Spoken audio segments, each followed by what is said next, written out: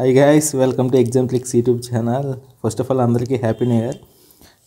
ఇంతకుముందు నేను చెప్పిన దాని ప్రకారమే డైలీ కరెంట్ అఫైర్స్ వీడియోస్ చేస్తాం. ఇవాళ కొద్దిగా లేట్ అయింది. యాక్చువల్లీ రేపు నుంచి డైలీ మార్నింగ్ 9 లోపే అప్లోడ్ చేసేస్తాం. ఇవాళ కొన్ని 8 కరెంట్ అఫైర్స్ తీసుకొని నార్మల్గా ఎక్స్ప్లెయిన్ చేస్తాను. Okay, first current affair. Who is the chairman of the 16th Finance Commission, which is recently constituted by the Government of India? మన ఫైనాన్స్ కమిషన్ గురించి మాట్లాడాలంటే ఇది కాన్స్టిట్యూషనల్ బాడీ. ఈ మన ఫైనాన్స్ కమిషన్ అనేది constitutional body. Constitutional body means ఇది ఈ commission, ఈ ఫైనాన్స్ కమిషన్ అనేది రాజ్యాంగం ద్వారా ఏర్పడింది. ఏంటి, దీనికి ఒక ఆర్టికల్ ఉంటుంది. ఇది అకార్డింగ్ టు ఆర్టికల్ 280 ప్రకారం ఈ ఫైనాన్స్ కమిషన్ అనేది ఏర్పడింది. దీనికి యాక్చువల్లీ ఇప్పుడు మనం ఫైనాన్స్ కమిషన్ స్ట్రక్చర్ అనేది ఎలా ఉంటుందంటే, ఫైనాన్స్ కమిషన్ స్ట్రక్చర్ ఒక చైర్మన్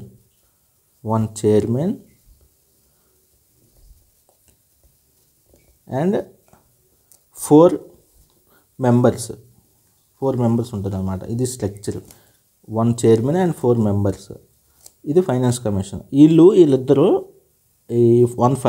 ఒక చైర్మన్, ఈ 4 members appointed by president according to article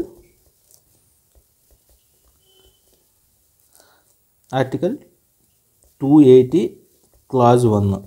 ఇప్పుడు ఫైనాన్స్ కమిషన్ అనేది ఏర్పడింది ఆర్టికల్ 280 ప్రకారం.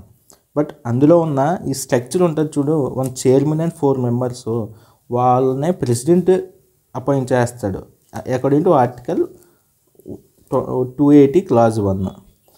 ఇప్పుడు మనం క్వశ్చన్కి వచ్చేస్తే, మనకి యాక్చువల్లీ ఎవ్రీ 5 ఇయర్స్కి ఒక ఫైనాన్స్ కమిషన్ ఏర్పాటు చేస్తారనమాట. ఫస్ట్ ఆఫ్ ఆల్ అది 1951లో ఫస్ట్ ఫైనాన్స్ కమిషన్ 1951లో స్టార్ట్ అయింది.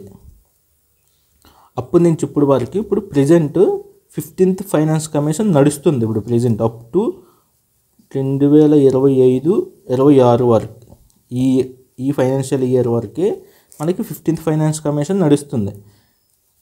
నెక్స్ట్ తర్వాత ఈ టర్మ్ ఎప్పుడైనా ఫైనాన్స్ కమిషన్ ఎప్పుడు ఈ ముందు కమిషన్ కంప్లీట్ అవ్వకముందే మనకి ఈ కమిషన్ ఏర్పాటు చేసి ఒక నివేదిక తయారు చేస్తారనమాట. అందువల్లే మనకి ఇంకా 25 రాకముందే ఒక finance commission 16th finance commission ఏర్పాటు చేసి దానికి ఒక చైర్మన్ని నియమించారనమాట. ఇప్పుడు present 16th finance commission chairman ఎవరు అనేది మనం తెలుసుకోవాలి. ఈ కేసీ నియోగ్ ఉన్నాడా, ఈయన హీఈస్ ద ఫస్ట్. ఎప్పుడు 1951లో ఫైనాన్స్ కమిషన్ స్టార్ట్ అయ్యింది కదా, మొదటి ఫైనాన్స్ కమిషన్. ఆయనకి ఫస్ట్ చైర్మన్ అనమాట, ఫస్ట్ ఫైనాన్స్ కమిషన్ చైర్మన్. ఈ ఎన్కే సింగ్ అనే ఆయన ఉన్నాడు కదా, present 15th finance commission present నడుస్తుంది కదా, దానికి చైర్మన్ ఎన్కే సింగ్. ఇప్పుడు ఈ Arvind Panagariya is appointed as the finance commission to the 16th finance కమిషన్కి చైర్మన్గా అపాయింట్ అవ్వబడ్డాడు. ఈ రిత్విక్ రంజనం ఎవరంటే, Ritwik Ranjanam is the secretary to the 16th finance commission, secretary. ఈయన చైర్మన్ అరవింద్ పనగారియా, ఈయన సెక్రటరీ అనమాట. ఇక్కడికి మనకి దీని నుంచి మనం క్వశ్చన్లు ఎలా ఎక్స్పెక్ట్ చేయొచ్చు అనేది ఎలా చేయాలంటే, డైరెక్ట్గా who is the chairman of the 16th finance commission అడిగేస్తాడు. ఇంకోసారి ఏం చేస్తాడు, రీసెంట్లీ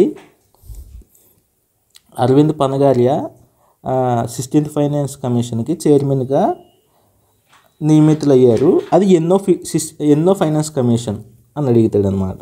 దానికి మనం 16th ఫైనాన్స్ కమిషన్ అని ఆన్సర్ ఇవ్వాలి. ఇంకొకటి ఇంకా ఇంకా ఎలా అడుగుతాడు, what is the structure of the finance commission అడుగుతాడు. Structure of the finance commission అంటే ఏంటి, ఒక చైర్మన్ 4 మెంబర్స్ ఉంటారు, అది స్ట్రక్చర్. ఎలా అడుగుతాడు, ఒక చైర్మన్ 3 మెంబర్స్ ఉంటారా, ఆప్షన్లు ఎలా ఇస్తాడు. ఒక చైర్మన్ 2 మెంబర్స్ ఉంటారా, ఒక చైర్మన్ 4 మెంబర్స్ ఉంటారా అంటే మనకు ఒక చైర్మన్ 4 మెంబర్స్ ఇలా చూసుకోవాలన్నమాట. క్వశ్చన్లు ఎలా అడుగుతారు ఈ ఫైనాన్స్ కమిషన్ నుంచి. ఫైనాన్స్ కమిషన్ మెయిన్ ఉద్దేశం ఏంటి, ఫైనాన్స్ కమిషను అది స్టేట్స్కి సెంట్రల్కి ఫైనాన్షియల్గా ఒక రిలేషన్ మెయింటైన్ చేస్తుంది అనమాట. సపోజ్ ఎలా అంటే ఒక ట్యాక్సెస్ ఉంటాయా, ట్యాక్సెస్ 100% అనుకుందాం. 100%లో స్టేట్స్కి ఎంత పర్సెంటేజ్ వెళ్ళాలి, సెంట్రల్ ఎంత పర్సెంటేజ్ ఉంచుకోవాలి అనేది డిసైడ్ కాదు, ఇది రికమెండ్ చేస్తుంది అనమాట. ఒక 100%లో ఇండివిజువల్ ఉత్తరప్రదేశ్కి ఎంత పర్సెంటేజ్ వెళ్ళాలి, ఆంధ్రప్రదేశ్కి ఎంత పర్సెంటేజ్ వెళ్ళాలి, తెలంగాణకి ఎంత పర్సెంటేజ్ వెళ్ళాలి, సెంటర్ ఎంత పర్సెంటేజ్ ఉంచుకోవాలి అనేది ఇది రికమెండ్ చేస్తుంది అనమాట ఫైనాన్స్ కమిషన్. దాని మెయిన్ ఉద్దేశం, ఫైనాన్స్ కమిషన్ యొక్క ఉద్దేశం ఇది ట్యాక్సెస్ని ఫైనాన్షియల్గా స్టేట్స్కి ఎలాగా సెంట్రల్కి ఎలాగా ఎంత పర్సెంటేజ్లో వెళ్ళాలి అని రికమెండ్ చేస్తుంది. అది ఆ నివేదికని ప్రెసిడెంట్కి సమర్పిస్తుంది అన్నమాట. ఇప్పుడు ఇందులో ఏంటి, president 16th commission chairman Arvind Panagariya, secretary Ritwik Ranjan. First finance commission 1951లో ఏర్పడింది. దానికి ఫస్ట్ చైర్మన్ ఎవడో కేసీ నియోగి. ఇప్పుడు నడుస్తున్న 15th ఫైనాన్స్ కమిషన్ చైర్మన్ ఎవరు, ఎన్కే సింగ్. ఇప్పుడు ఫైనాన్స్ కమిషన్ ఏ ఆర్టికల్ ద్వారా ఏర్పడుతుంది, 280 ద్వారా ఏర్పడుతుంది. ఇప్పుడు ఫైనాన్స్ కమిషన్ యొక్క స్ట్రక్చర్ ఎందులో ఉంది, ఆర్టికల్ 280 క్లాజ్ 1లో ఉంది. ఒక చైర్మన్ 4 మెంబర్స్. క్వశ్చన్ సేమ్ ఇందులోనే డిఫరెంట్గా అడుగుతాడు అంతే. నెక్స్ట్ క్వశ్చన్కి వెళ్దాం.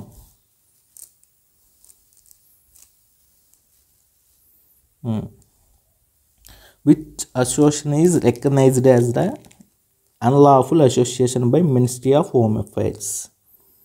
రీసెంట్గా మనకి యాంటీ ఇండియా పనులు చేస్తుందన్నమాట. మన భారతదేశానికి వ్యతిరేక పనులు చేయడం వల్ల దాన్ని అన్లాఫుల్ అసోసియేషన్గా గుర్తించారనమాట. ఎవరు, మినిస్టర్ ఆఫ్ హోమ్ అఫైర్స్. ఆ అసోసియేషనే తారిక్-ఇ-హరియత్ ఆఫ్ జమ్మూ కాశ్మీర్. ఇక్కడ మన క్వశ్చన్ ఎలా రావచ్చు అంటే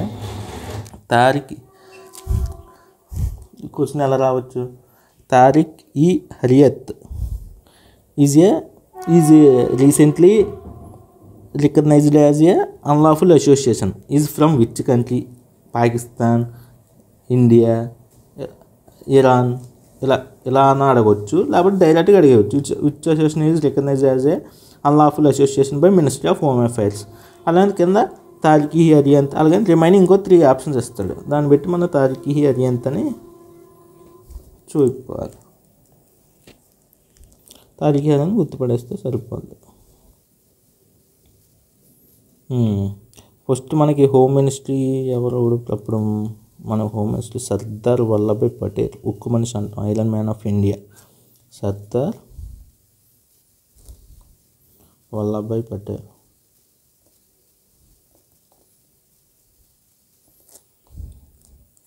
ఈ ఐరన్ మ్యాన్ ఆఫ్ ఇండియా, ఉక్కు మనిషి. ఈయన ఉన్నప్పుడే ఏంటి ఆపరేషన్, మనకి కొన్ని తెలుసుకోవాల్సిన ఏంటి, operation Vijay, operation polo, operation blue star.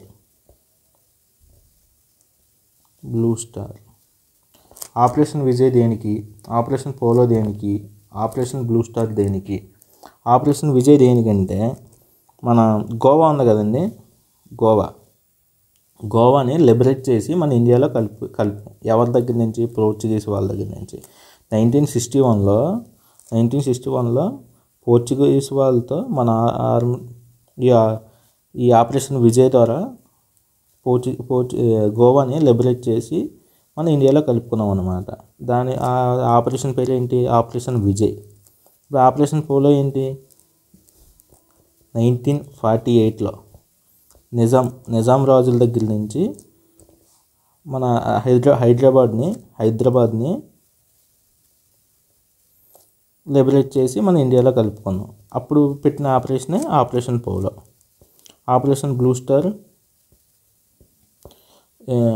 Sikh మిలిటెంట్ని చంపడానికి మనం అప్పుడు పంజాబ్లో గోల్డెన్ సిటీ ఉంటుంది, గోల్డెన్ సిటీ అమృత్సర్, దాంట్లోకి వెళ్ళి చంపారనమాట ఒక సిక్కు మిలిటెంట్ని. దానికి పెట్టిన పేరే operation blue star.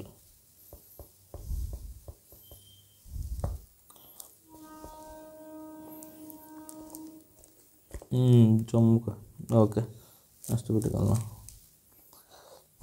Union ministry of fisheries and animal husbandry and dairying. The ఫిషరీస్కి, యానిమల్ హస్బెండరీకి, డైరింగ్కి మన మినిస్ట్రీ ఎవరండి? పురుషోత్తమ రూపాల. ఈయన రీసెంట్గా సాగర్ పరిక్రమ అనే ప్రోగ్రాంలో పాల్గొన్నాడు. ఇది ఎన్నో edition? Actually phase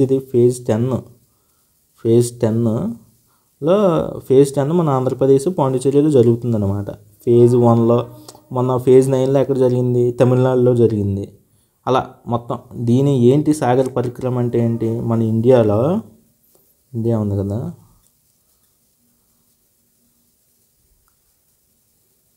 India coastal cities ఉన్నాయి కదా, ఈ కోస్టల్ సిటీస్ అరౌండ్ మనకి 9 కోస్టల్ స్టేట్స్ ఉన్నాయి. ఈ కోస్టల్ స్టేట్స్లో ఉన్న ఫిషర్మ్యాన్స్ని కలిసి వాళ్ళకి ఒక అవసరాలు తీర్చుతూ ఒక మన మ్యారిటైమ్ని కాపాడుకోవడానికే ఈ సాగర్ పరిక్రమ అనే దాన్ని స్టార్ట్ చేశారనమాట. కొన్ని ఫేజెస్గా ఇప్పుడు present phase 1, phase 2, phase 3, phase 4 అలా కవర్ చేసుకుంటూ వస్తున్నారు అనమాట. ఎక్కడి వరకు ఫేజ్ 1, ఎక్కడి నుంచి ఫేజ్ 2, ఎక్కడి నుంచి ఫేజ్ 3 అలా మన దగ్గరికి వచ్చేది ఫేజ్ 10 ఇప్పుడు ప్రజెంట్.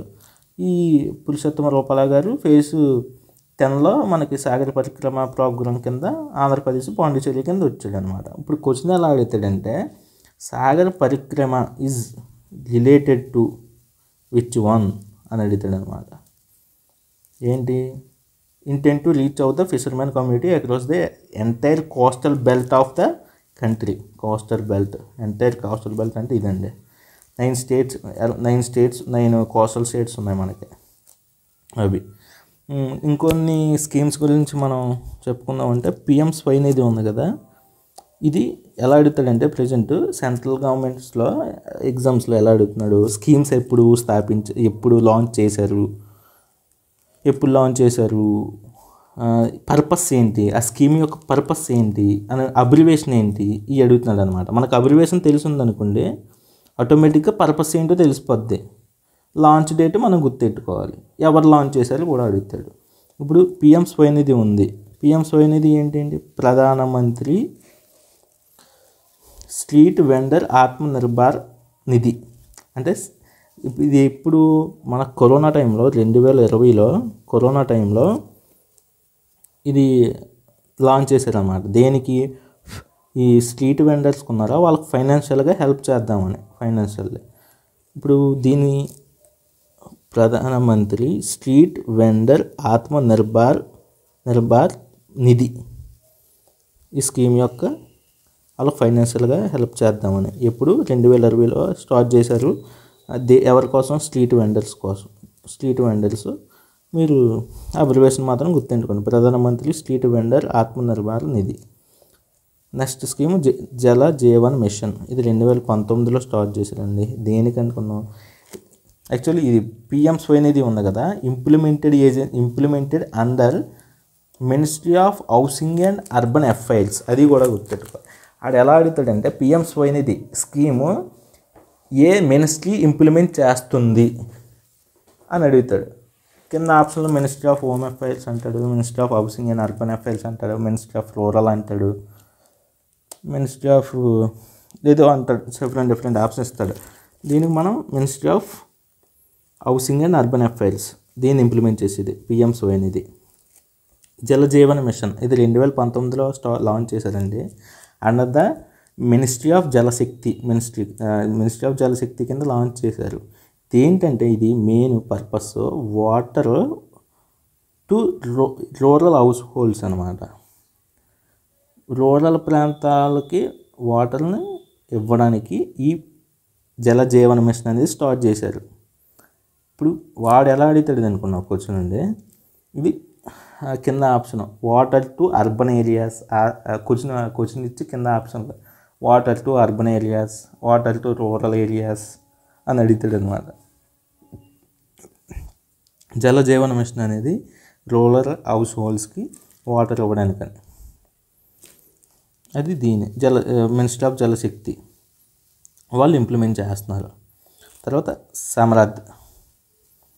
సమరథ్ ఏంటండి, ఇది రిలేటెడ్ టు టెక్స్టైల్ అన్నమాట. ఇప్పుడు సమరథ్ అంటే గుర్తుండిపోవాలి. ముందు దాని అబ్రివేషన్ తెలుసుకున్నాం అనుకోండి, ఆటోమేటిక్గా మీకు పర్పస్ ఏంటో గుర్తుండిపోయింది.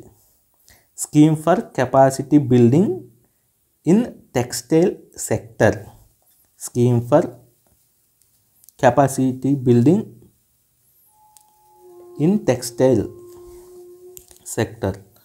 దీని అబ్రివేషన్. ఆ అబ్రివేషన్ గుర్తుంటే ఆటోమేటిక్గా మీ పర్పస్ ఏంటి. Samarth scheme is related to textile.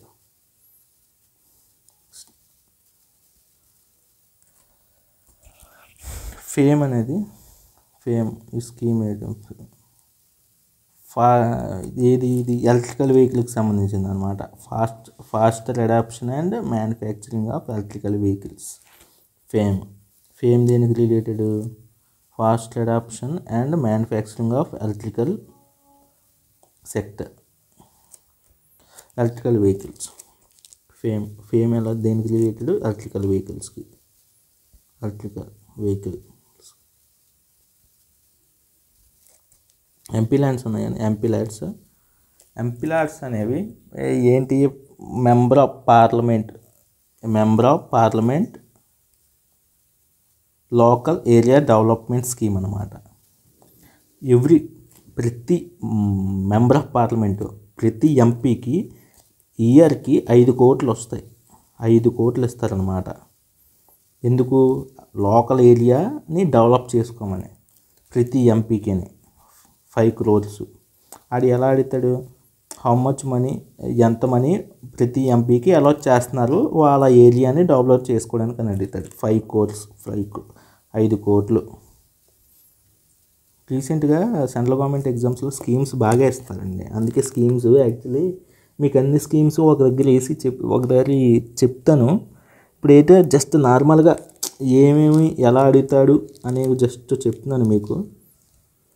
తర్వాత మీకు వివరంగా స్కీమ్స్ మొత్తం చెప్పి ఎప్పుడు లాంచ్ చేశారు, ఎవరు లాంచ్ చేశారు, దాని పర్పస్ ఏంటి, దాని అబ్రివేషన్ ఎలా గుర్తెట్టుకోవాలి, మొత్తం దాన్ని వివరించి చెప్తాను. ప్రెజెంట్ నార్మల్గా పైన మీకు స్కీమ్స్ అంటే పర్టికులర్గా మ్యాక్సిమం వస్తాయి, చాలా ఇంపార్టెంట్ అన్నట్టుగా చెప్తున్నానండి మీకు. ఇప్పుడు BAPS Hindu Mandir which is recently in news located in which country.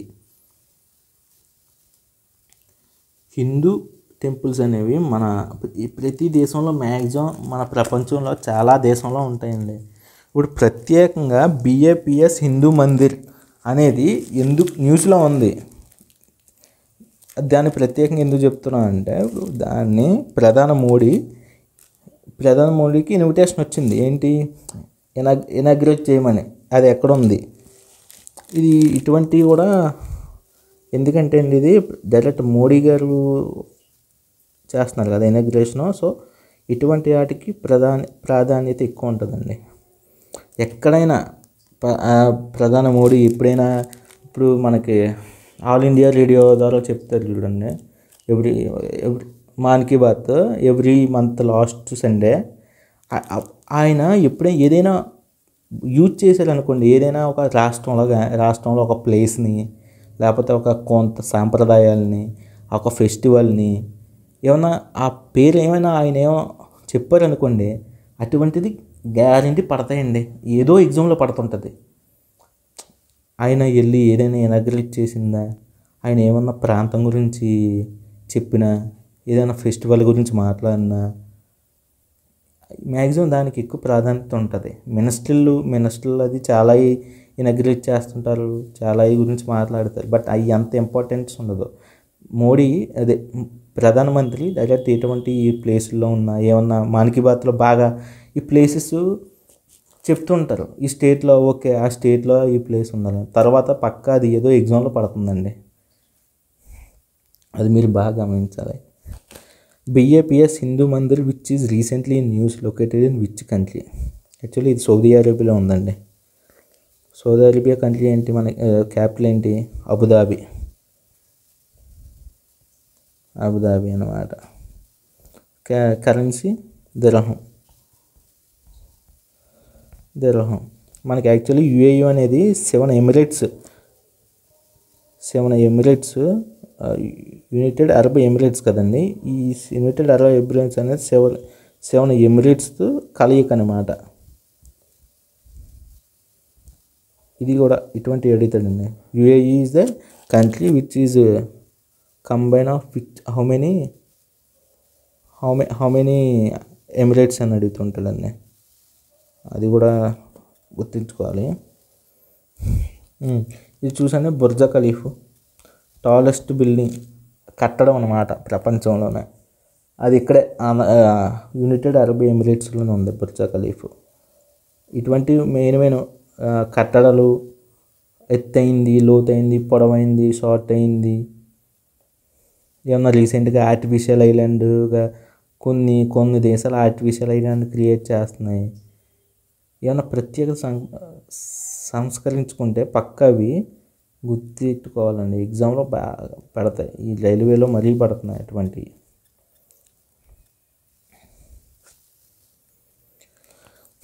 Festival గురించి చెప్పాలంటే మన ఫెస్టివల్ గురించి బాగా పడతాయండి. ఫెస్టివల్స్ కల్చర్కి సంబంధించి బాగా పడుతున్నాయి. ప్రతి ఎగ్జామ్లోని ఏదైనా డ్యాన్స్ గురించి కానీ, ఏదైనా ఫెస్టివల్ గురించి ఏదో దానికి ప్రతి ఎగ్జామ్కి ఏదో ఇది లేకుండా పేపర్ ఉండట్లేదండి. ఫెస్టివల్ గురించి కానీ, డ్యాన్స్ గురించి కానీ అవి. హతాయి అమన్ festival is celebrated in which state? హతాయి అమన్ is a festival is celebrated in Tamil Nadu. కొన్ని ఫెస్టివల్ చెప్తాను చూడండి. అస్సాంలో అంబుబాచి ఫెస్టివల్. అరుణాచల్ ప్రదేశ్లో లోసార్, సోలాంగ్. మీరు సెంట్రల్ గవర్నమెంట్ దానికి ప్రిపేర్ అవుతున్నారంటే dance forms and festivals, state festivals, dance forms ఇవన్నీ తప్పకుండా గుర్తెట్టుకోవాలండి. అవి ప్రతి ఎగ్జామ్లో ఏదో ఒకటి పడతానే ఉంటుంది. మనకేముంది ఆంధ్రప్రదేశ్లోని ఉగాది ఎలాగా సెలబ్రేట్ చేసుకుంటాం అలాగా. అవి బీహార్లో ఏముంటుంది,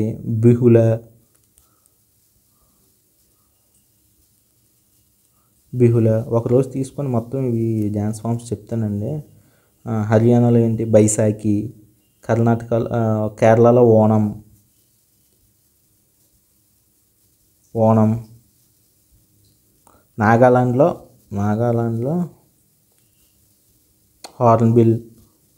హార్న్బిల్ ఫెస్టివల్.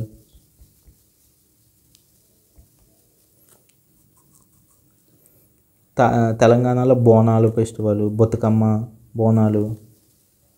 టీఎస్లో బోనాలు, బతుకమ్మ, ఇవన్నీ ఇంకా చాలా ఫెస్టివల్స్ ఉంటాయండి. మొత్తం ఒక లిస్ట్ ఇస్తాను, లేకపోతే ఒకరోజు చేసి ఎందుకు ఏ స్టేట్స్లో ఏ ఫెస్టివల్స్ ఉంటాయో మొత్తం ఎక్స్ప్లెయిన్ చేస్తానండి.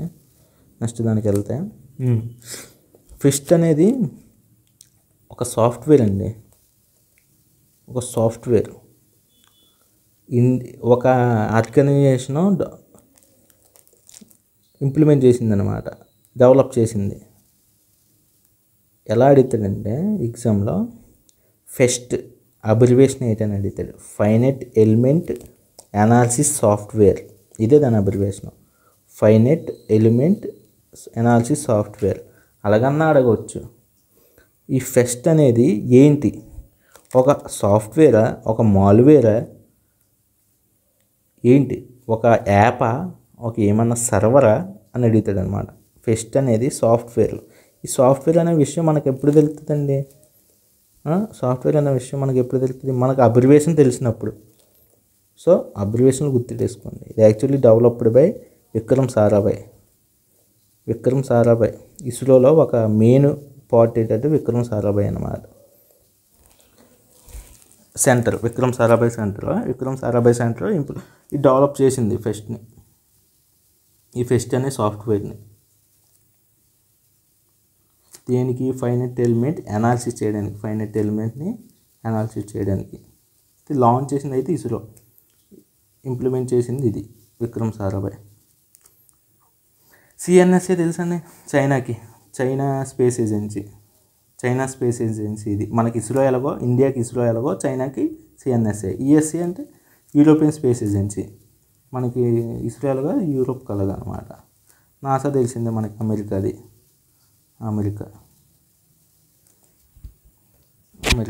అంటే ఒక క్వశ్చన్ చదివామంటే దాని అబ్రివేషన్ గుర్తేసుకున్నామంటే దాని ఏంటి, సాఫ్ట్వేరా, మాల్వేరా, యాపా, సర్వరా ఏంటనే మనకి ఐడియా ఉండిపోద్ది. ఇస్రో మనకి ఎప్పుడు 1969 ఆగస్టు 15న స్టార్ట్ చేశారు. మనం ఎస్టాబ్లిష్ చేసింది అప్పుడు. ఫస్ట్ చైర్మన్ ఎవరండి? మనకు విక్రమ్ సారాభాయ్. ఇస్రో యొక్క first chairman Vikram Sarabhai. Vikram Sarabhai is the first chairman of the ISRO. First chairman Vikram Sarabhai, Vikram Sarabhai అన్నమాట. ఇది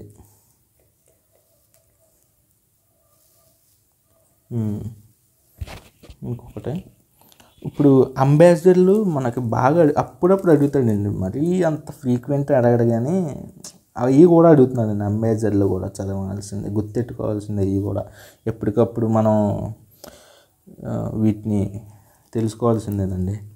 who has been appointed as the brand ambassador for mobile phone company Tecno. ఒక టెక్నో అనే మొబైల్ కంపెనీకి అంబాసిడర్ ఎవరని అడుగుతున్నారు అనమాట. ఇప్పుడు రాజకుమార్ రావు ఉన్నారండి. Rajkumar Rao election commission of ఇండియాకి అంబాసిడర్. ఆయుష్మాన్ ఖురానా ఏంటండి?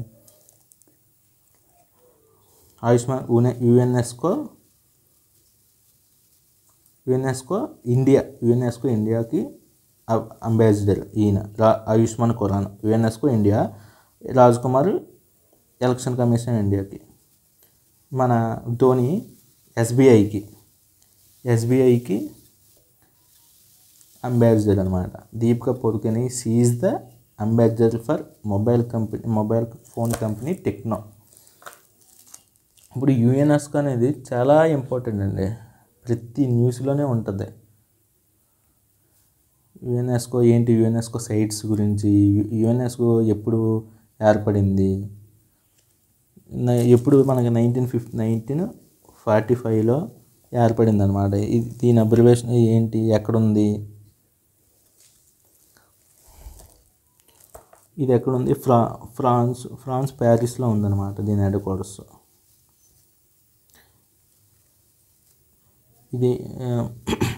దీని అబ్రివేషన్ మాత్రం గ్యారంటీ గుర్తెట్టుకోవాలండి. United nation educational, scientific and cultural organisation. United nation, UN అంటే మనకు అందరికీ తెలిసిందే. యుఎన్ అంటే యునైటెడ్ నేషన్ అని ప్రతిసారి అంటాం. ఈ అంటే ఎడ్యుకేషనల్, ఎస్ అంటే సైంటిఫికల్, సి అంటే కల్చరల్, ఓ అంటే ఆర్గనైజేషన్.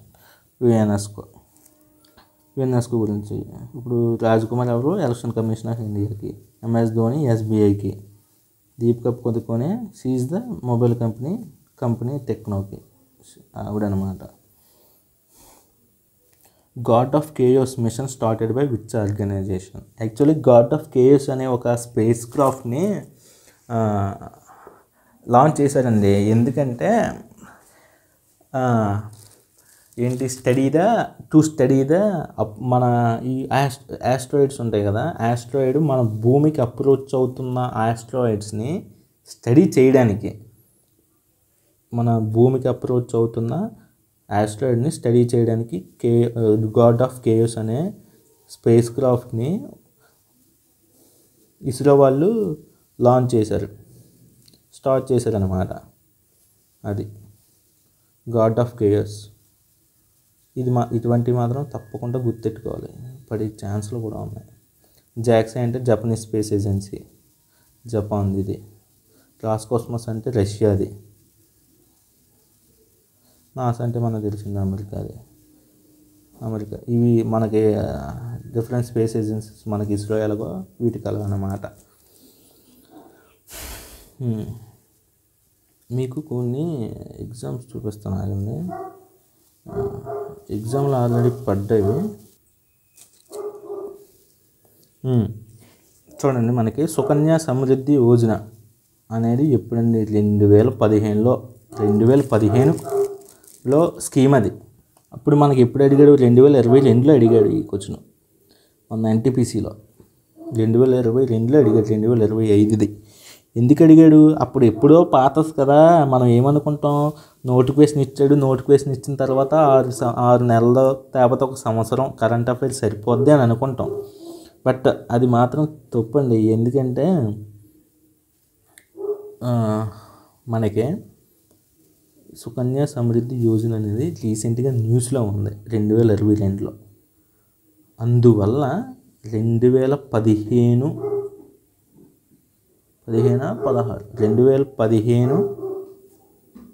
స్కీమ్ అయినా సరే ఇచ్చాడండి ఇప్పుడు సుకన్య సమృద్ధి యోజన అని. సో మీరు న్యూస్లో ఉంటే అది ఎప్పుడు స్కీమ్ అయినా మీరు మాత్రం చదివితే మంచిదండి. ఈ ప్రీవియస్ పేపర్స్ యాక్చువల్లీ మీరు ఆర్టికల్స్ మాత్రం ఎప్పటికప్పుడు ఆర్టికల్ 182 మనం ఎలా గుర్తెట్టుకోవాలంటే, ఆర్టికల్స్ అప్పుడు మన ఇండియన్ కాన్స్టిట్యూషన్ ఉన్నప్పుడు ఎన్ని 395 పార్ట్స్ ఎన్ని ఉండి, ఇప్పుడు ప్రెజెంట్ ఎన్ని ఉన్నాయి, షెడ్యూల్స్ ఎన్ని ఉండి, ఇప్పుడు ప్రెజెంట్ ఎన్ని ఉన్నాయి, ముందు పార్ట్స్ గుర్తెట్టుకుంటే ఆటోమేటిక్గా ఆర్టికల్స్ కూడా దగ్గర గుర్తుండిపోతాయండి. ఇప్పుడు ఫండమెంటల్ రైట్స్ 12 నుంచి 35 వరకు ఉంటాయి. అంటే క్వశ్చన్ ఎలా అడుగుతున్నాడంటే 32వ ఆర్టికల్ దేనికి సంబంధించింది అని అడుగుతున్నాడు. అది ఫండమెంటల్ రైట్స్కి సంబంధించిందా, ఫండమెంటల్ డ్యూటీస్కి సంబంధించిందా, డైరెక్టివ్ ప్రిన్సిపల్ ఆఫ్ స్టేట్కి సంబంధించిందా, సెంట్రల్ గవర్నమెంట్కి సంబంధించింది. అంటే ఆ ఆర్టికల్స్ ఇప్పుడు ఫండమెంటల్ రైట్స్ ఎక్కడి నుంచి ఎంతవరకే, directive principle of state policy ఎక్కడి నుంచి ఎంతవరకే, సెంటర్ ఎక్కడ వరకు ఉంది, స్టేట్కి ఎక్కడ వరకు ఉంది ఆర్టికల్స్, వాటి యొక్క ఇప్పుడు అన్నమాట.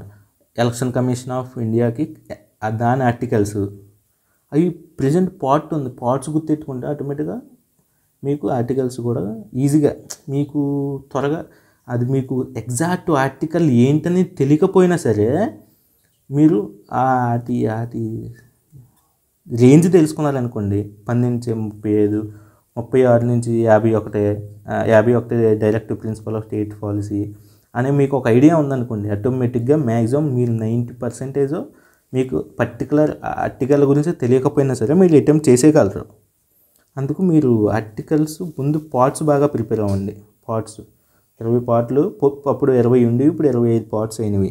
అప్పుడు కాన్స్టిట్యూషన్ ఇంప్లిమెంట్ అయినప్పుడు, ఆమోదించినప్పుడు. ఆర్టికల్ 352 అని అడిగాడు. మనకేముంటుంది? నేషనల్ ఎమర్జెన్సీ ఉంటుంది, ఫైనాన్షియల్ ఎమర్జెన్సీ ఉంటుంది, స్టేట్ ఎమర్జెన్సీ ఉంటుంది. దాన్నే రాష్ట్రపతి పాలన అంటారు. నేషనల్ ఎమర్జెన్సీ ఉంటుంది.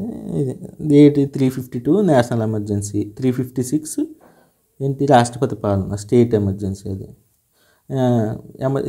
ఫైనాన్షియల్ ఎమర్జెన్సీ అంతా 360. ఈ దేనికి ఎమర్జెన్సీస్ ఎక్కడి నుంచి వాటి యొక్క ఎంత పార్ట్ ఎన్నో పార్ట్లో ఉన్నాయి, ఆ పార్ట్ యొక్క ఆర్టికల్స్ ఎక్కడి నుంచి ఎంతవరకు ఉన్నాయి. ముందు పార్ట్స్ చదివితే ఆటోమేటిక్గా ఆర్టికల్స్ కూడా దగ్గర మీరు అటెంప్ట్ చేయడానికి ఈజీగా ఉంటుందండి. ఎందుకంటే ఆర్టికల్స్ ఎక్కువ ఇస్తున్నాడు. అది ఎస్ఎస్సిలో అయినా రైల్వేలో అయినా మీకు ఆర్టికల్స్ మాత్రం ముందు పార్ట్స్ బాగా చదివితే ఆర్టికల్స్ ఆటోమేటిక్గా అయ్యే వస్తుంటాయండి. 25 పార్ట్స్ ఉన్నాయి. 25 పార్ట్స్ బాగా చదివేసి ఏ పార్ట్ దేనికి అని, ఎమర్జెన్సీ ఏ పార్ట్లో ఉంది, ఎలక్షన్ కమిషన్ ఆఫ్ ఇండియా ఏ పార్ట్లో ఉంది, ఎలక్షన్స్ గురించి ఏ పార్ట్లో ఉంది, ఫండమెంటల్ రైట్స్ ఏ పార్ట్స్లో ఉన్నాయి, డ్యూటీస్ ఏ పార్ట్లో ఉన్నాయి, డైరెక్టివ్ ప్రిన్సిపల్స్ ఏ పార్ట్లో ఉంది, ఫెడరల్ స్ట్రక్చర్ ఏ పార్ట్లో ఉంది, అవన్నీ మీరు ఒక ఐడియా వచ్చేస్తే మీకు పార్ట్స్ చదివి మీకు ఈజీగా ఉంటుంది. చూసారు ఎలా అడిగాడు. యాక్చువల్లీ డిఆర్డిఓ మనం ఏం చదువుతాం, ఈ missile test fail Python 5 test failed by DRDO అని జస్ట్ చదివేస్తాం. బట్ వాడు ఎలా చేస్తున్నాడు చూడండి, ఎయిర్ టు ఎయిర్ మిసైలా, ఎయిర్ టు సర్ఫేస్ మిసైలా, సర్ఫేస్ టు సర్ఫేస్ మిసైలా అని అడుగుతున్నాడు. మనం ఇది కూడా చదువుతాం, ఎయిర్ టు ఎయిర్ మిసైల్ అని కూడా చదువుతాం. బట్ మనం గుర్తెట్టుకోమండి, Python 5 test failed by DRDO అదే మనకు గుర్తుంటుంది, ఎయిర్ టు ఎయిర్ గుర్తుండదు. సో మీరు ఇటువంటి మైన్యూట్ ఇవి కూడా గుర్తెట్టుకోవాలి. ఇటువంటివి కూడా. Number of high courts in India 25. Actually మనకు హైకోర్ట్స్ మొత్తం ఎన్ని ఉన్నాయండి, మన స్టేట్స్ మొత్తం ఎన్ని ఉన్నాయి, 28 స్టేట్స్ ఉన్నాయి. బట్ మనకున్న హైకోర్టులు 25 ఉన్నాయి. ఎన్ని ఉన్నాయి మనకి, 28 స్టేట్స్, 8 యూటీలు ఉన్నాయి. బట్ మనకున్న హైకోర్టులు 25. బట్ ఎలా అంటే కొన్ని స్టేట్స్ కలిపి 2-3 స్టేట్స్కి కూడా ఒక హైకోర్టే ఉంటుంది అన్నమాట. అవి కూడా మీరు చదవాలి. ఇప్పుడు ఎలాగా పంజాబ్కి హర్యానాకి ఒకటే హైకోర్టు అలా అనమాట. ఇప్పుడు ప్రజెంట్ కేరళ హైకోర్టు ఉంది, కేరళ హైకోర్టు కింద లక్షద్వీప్ కూడా కేరళ హైకోర్టు కిందే వస్తుంది అనమాట. కేరళ హైకోర్టు జ్యూరిడిక్షన్ కిందే వస్తుంది అలా. ఇప్పుడు మనకి కోల్కత్తా ఉంది, కోల్కత్తా హైకోర్టు కింద ఏమొస్తాయి, వెస్ట్ బెంగాల్ జ్యూరిడిక్షన్ వస్తుంది, మళ్ళీ అండమాన్ నికోబార్ ఐలాండ్స్ కూడా దాని కింద వస్తాయి. ఎక్కడ కోల్కతా హైకోర్టు కిందే. ఇప్పుడు గౌహతి హైకోర్టు ఉంది, ఐఎస్టీదే. గౌహతి హైకోర్టు కింద అస్సాము, నాగాలాండ్, మిజోరాము, అరుణాచల్ ప్రదేశ్ స్టేట్స్ మొత్తం జ్యూరిడిక్షన్ మొత్తం గౌహతి హైకోర్టు కింద వస్తుంది అనమాట. అందువల్ల యాక్చువల్లీ మనకు 28 స్టేట్స్ 8 యూటీలు ఉన్నా సరే 25 కోర్టులు ఉన్నాయన్నమాట. ఇలా రీజనబుల్గా గుర్తుపెట్టుకున్నారు అనుకోండి. ఇప్పుడు ఏమనుకుంటా 28 స్టేట్స్ ఉన్నాయి, 28 హైకోర్టులు ఉన్నాయి అనుకుంటాం. బట్ కాదు, 25 ఉన్నాయి. ఎందుకంటే ఒక్కొక్కసారి 2-3 స్టేట్స్కి కూడా ఒక హైకోర్టే ఉంటుంది అన్నమాట. అలా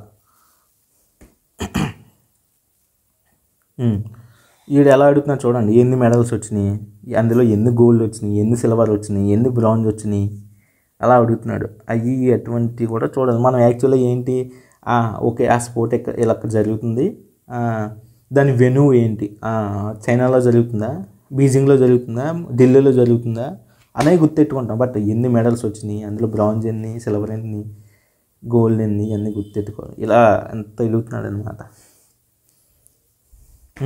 చెప్పాను ఫెస్టివల్స్ సెంట్రల్ గవర్నమెంట్ జాబ్ ఎస్ఎస్సిలోని రైల్వేలోని మాత్రం పక్కా పడుతున్నాయండి. మీరు ఇంకా బ్లైండ్గా ఇది ఆ సంవత్సరంలో ఏ ఫెస్టివల్స్ అయినాయి, ఏ స్టేట్లో ఏ డ్యాన్స్ ఫామ్స్ ఉన్నాయి మీరు చదివేయాలండి. మీరు ఈజీగా 1-2 మార్కులు వచ్చేస్తాయండి అవి మాత్రం. ఇదిగో Nabakalebara festival is associated with which states మాత్రం ఫెస్టివల్స్ మాత్రం డ్యాన్స్ ఫామ్స్ మాత్రం పక్క పడుతున్నాయి. చూసారండి, 2016లో ఉమెన్ ట్రాన్స్ఫార్మింగ్ ఇండియా అవార్డ్స్ 2016లో స్టార్ట్ చేశారు. బట్ వీడు ఇచ్చింది 2022లో ఇచ్చాడు. ఎందుకు, present women transforming India awards న్యూస్లో ఉంది 2022లో, అందువల్ల ఇచ్చాడు అనమాట. 2016 కరెంట్ అఫైర్ మనం ఏమనుకుంటాం, 1 ఇయర్ సరిపోద్ది, కవర్ చేస్తాను అన్నీ వచ్చేస్తాయి అనుకుంటాం. బట్ ఇటువంటివి కూడా చూసుకోవాలండి. లార్జెస్ట్ ఏంటి. యాక్చువల్లీ ఇది ఎందుకు పెట్టానంటే రీసెంట్గా మన India second largest producer of steel in world. ప్రపంచంలోనే మనకి రెండో ప్లేస్ వచ్చిందన్నమాట స్టీల్లో మన ఇండియాకి. అదే మన ఇండియాలో స్టేట్స్ అన్నిటిలో ఒరిస్సా ఫస్ట్ అనమాట స్టీల్ ప్రొడక్షన్లో కాదు, బాక్సైడ్ ప్రొడక్షన్లో కూడా ఒరిస్సా ఫస్ట్. ఇది ఏంటికి సంబంధించింది, యాక్చువల్లీ ఎకనామిక్స్ రిలేటెడ్. ఇది కూడా కరెంట్ అఫైర్, బట్ ఇది మనం పెద్ద పట్టించుకోం. ఈ స్టేట్ ఏ స్టేట్ ఏది ప్రొడక్షన్ చేస్తుంది, ఏ స్టేట్లో ఎంత పర్సెంటేజ్ అడవులు ఉన్నాయి, 2021 అవి ఉన్నాయి కదండి లెక్కలో, జనాభా లెక్కలో అవి కూడా పడుతున్నాయండి. అవి కూడా ఎగ్జామ్లో బాగా పడుతున్నాయి. అవి కూడా ఎప్పటికప్పుడు చదువుకోవాలి. అది కూడా పర్టికులర్ డేట్ చూసుకొని నేను ఎక్స్ప్లెయిన్ చేస్తాను కంప్లీట్గా, ఎలా ఎగ్జామ్లో అడుగుతాడు, ఏం క్వశ్చన్ అడుగుతున్నాడని. అంతే అండి. రేపు నుంచి మీకు 9 గంటల లోపే అప్లోడ్ చేస్తాను వీడియో. ఇవాళ న్యూ ఇయర్ కదా, కొద్దిగా బిజీగా ఉన్నాం. ఓకే అండి, థ్యాంక్స్ అండి.